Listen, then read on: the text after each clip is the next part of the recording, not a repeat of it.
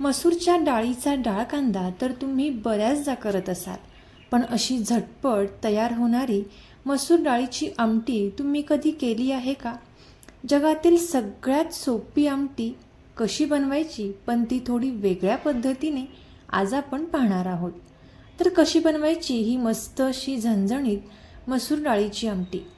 यासाठी रेसिपी अगदी शेवटपर्यंत नक्की पहा.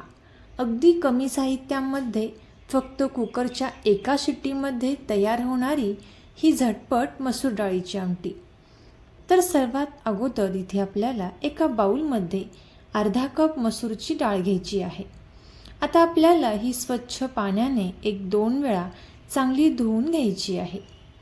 इथे मी ही मसूर डाळ स्वच्छ पाण्याने 1-2 वेळा चांगली धुवून घेते.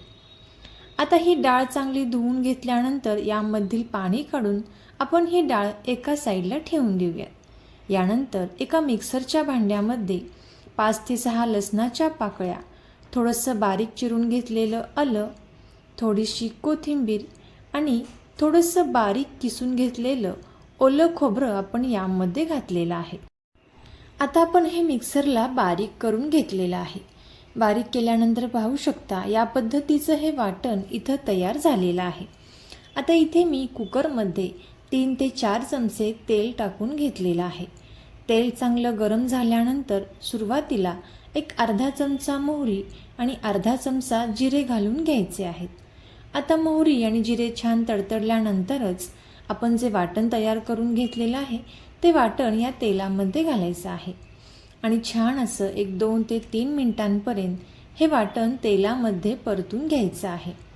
जोपर्यंत आलं आणि लसूणचा कच्चेपणा जात नाही तोपर्यंत इथे आपल्याला हे वाटण चांगलं तेलामध्ये परतून घ्यायचं आहे.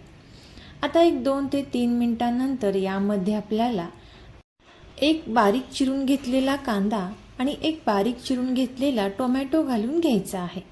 आता आपण कांदा आणि टोमॅटोसुद्धा छान असं परतून घेणार आहोत. तोपर्यंत जर तुम्ही आपल्या चॅनलवरती नवीन आला असाल तर नक्कीच आपल्या चॅनलला सबस्क्राईब करा आणि सबस्क्राईबच्या पुढचे बेल आयकॉनचे बटन दाबा, जेणेकरून इथून पुढच्या छान छान रेसिपीज सर्वात अगोदर तुम्हाला पाहायला भेटतील. आता कांदा आणि टोमॅटोसुद्धा इथे आपण हे छान असं परतून घेतलेलं आहे. आता यामध्ये आपल्याला काही मसाले घालून घ्यायचे आहेत. सर्वात अगोदर 1-2 ते 2.5 चमचे इथे मी कांदा लसूण मसाला घातलेला आहे. एक अर्धा चमचा धने पावडर घातलेली आहे आणि चवीनुसार मीठ आपण यामध्ये घातलेलं आहे. आता आपण हे चांगलं मिक्स करून घेणार आहोत. इथे तुम्ही कांदा लसूण मसाला तुमच्या आवडीनुसार कमी जास्त करू शकता. आता इथे आपण हे मसाले चांगले मिक्स करून घेणार आहोत. घाई गडबडीच्या वेळेत किंवा घरात कोणतीही भाजी नसेल तर यावेळेस तुम्ही ही मसूर डाळीची झटपट आमटी तयार करू शकता. आता मसाल्याला छान असं तेल सुटून द्यायचं आहे. 1-2 ते 3 मिनिटांपर्यंत याला छान असं तेल सुटेल. आता यामध्ये आपल्याला स्वच्छ धुवून घेतलेली मसूर डाळ घालून घ्यायची आहे.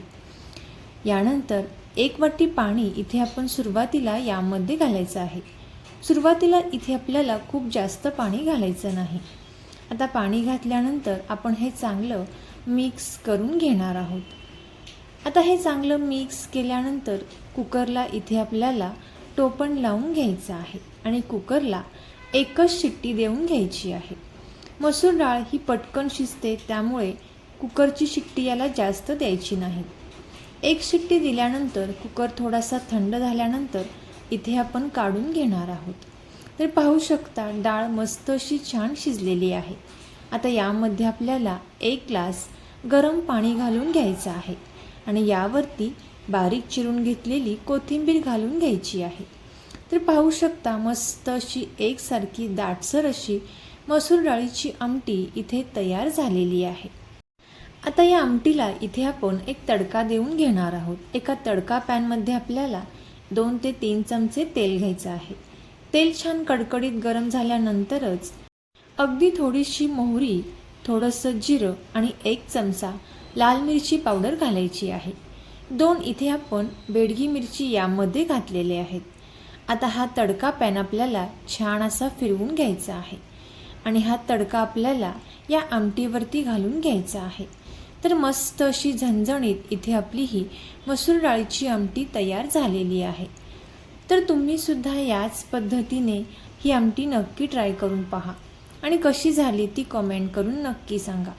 तुम्हाला जर ही झटपट तयार होणारी मसूर डाळीची आमटी आवडली असेल तर नक्कीच आपले मित्रमैत्रिणी आणि नातेवाईकांसोबत शेअर करा.